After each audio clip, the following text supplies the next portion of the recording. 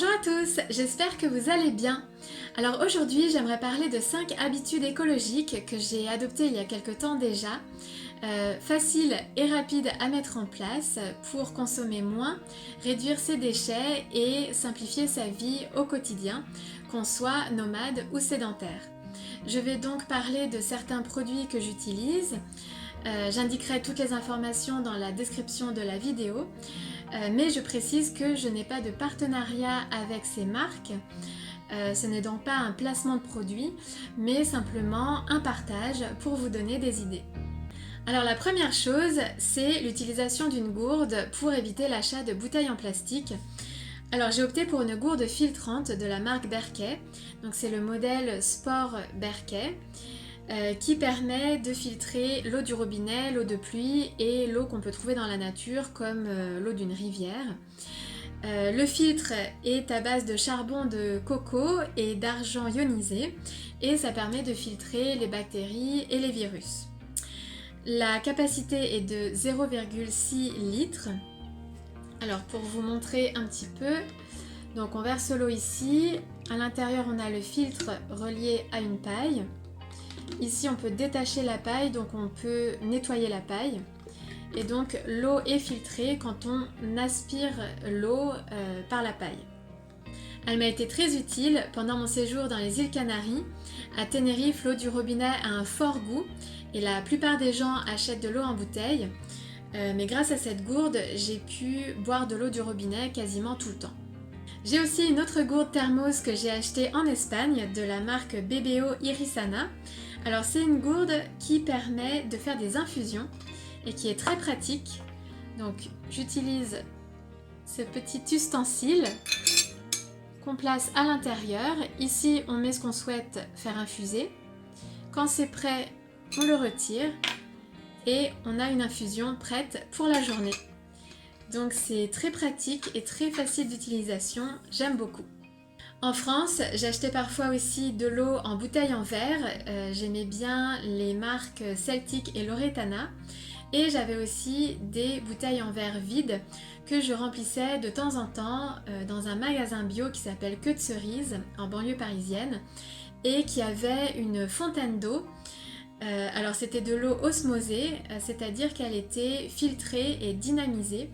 Donc on pouvait venir avec sa bouteille vide, remplir sa bouteille et acheter simplement le litre d'eau qui était à 40 centimes. Il était aussi possible d'acheter une bouteille en verre vide sur place et je crois qu'elle était à 3 euros. Je ne sais pas s'ils le font encore. Il y a 2 magasins Queue de Cerise à Boulogne-Billancourt, près de Paris. Et je trouvais le système très intéressant.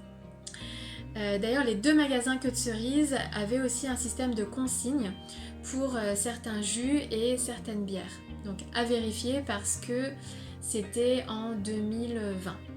Il est aussi possible d'aller chercher de l'eau au puits artésien à Paris. Il reste encore 3 fontaines d'eau de source et il paraît que la qualité de l'eau est très bonne.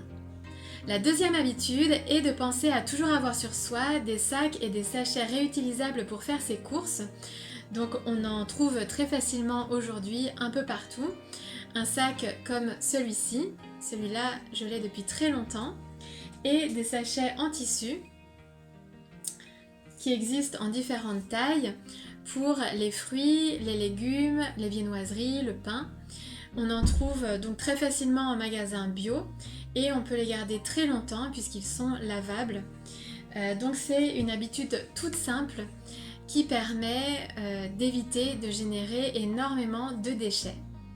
Il y a une boulangerie à Granville qui a lancé une carte de fidélité zéro déchet pour inciter ses clients à venir avec leurs sacs, leurs sachets réutilisables. Et je trouve que c'est une très bonne initiative pour les commerces pour encourager leurs clients à réduire leurs déchets et les sensibiliser au zéro déchet. Dans le même esprit, on peut aussi utiliser des cotons, des lingettes lavables et réutilisables. Alors le modèle que j'ai se présente sous forme de mini-gants. Je trouve que c'est plus pratique à utiliser que les modèles classiques en rond ou en carré. Je trouve qu'il y a une meilleure prise en main et que c'est plus facile à utiliser pour nettoyer la peau ou se démaquiller. Donc le modèle que j'ai est de la marque Anae.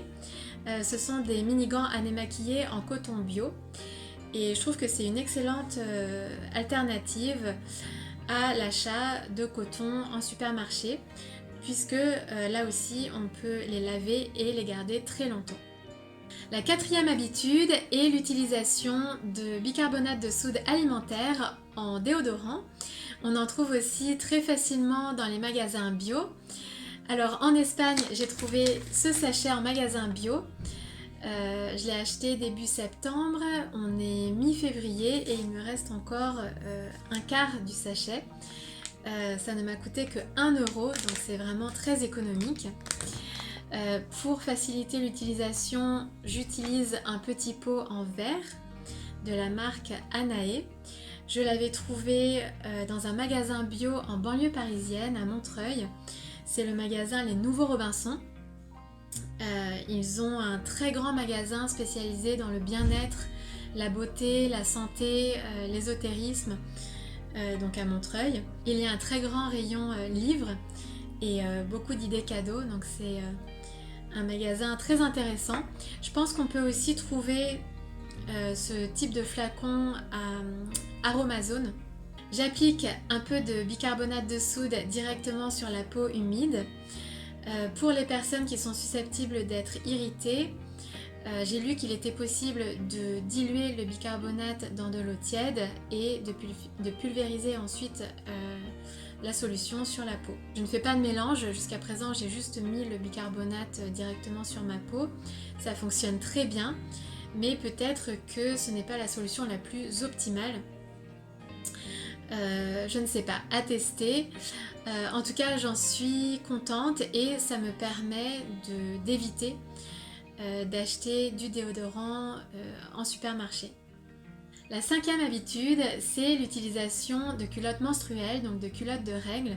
Ça fait à peu près 1 an et demi, 2 ans que j'utilise des culottes menstruelles et j'en suis très satisfaite. Je pense que c'est aussi meilleur pour la santé que les serviettes hygiéniques qui comportent des agents chimiques et ça permet aussi donc d'éviter énormément de déchets. Il y a beaucoup de marques qui proposent ça aujourd'hui. J'ai choisi 2 marques françaises qui sont Plim et Elia Lingerie. La fabrication est donc française et c'est du coton bio. Il y a plein de modèles disponibles et ces 2 marques proposent aussi différents articles féminins ou d'autres articles pour la vie quotidienne très pratiques. Et Elia Lingerie sensibilise aussi à l'endométriose. En tout, j'ai 4 culottes, j'en ai 2 de Plim et 2 d'Elia Lingerie. Je trouve que c'est un peu juste. L'idéal pour moi serait d'en avoir 5 ou 6 pour pouvoir faire un roulement et avoir le temps de laver les culottes et de les sécher. Ce sont les mêmes culottes que j'ai depuis 1 an et demi, 2 ans, donc je pense que c'est réellement un investissement sur le long terme. Je les trouve efficaces puisque je n'ai jamais eu de fuite et je les trouve globalement agréables à porter. Le coût peut paraître un peu élevé au départ. Une culotte coûte 30 à 40 €, mais c'est un investissement dans la durée puisque on garde ensuite les culottes plusieurs mois, plusieurs années. Donc il faut le voir comme un investissement à long terme et ça revient de toute façon moins cher que les serviettes hygiéniques après un certain temps et c'est plus écologique. J'ai des codes de parrainage qui permettent d'avoir 10% de réduction sur les culottes Plim et Elia Lingerie. Je les indiquerai dans le descriptif de la vidéo. Voilà pour les 5 habitudes écologiques faciles à mettre en place dans son quotidien pour protéger l'environnement et préserver notre santé.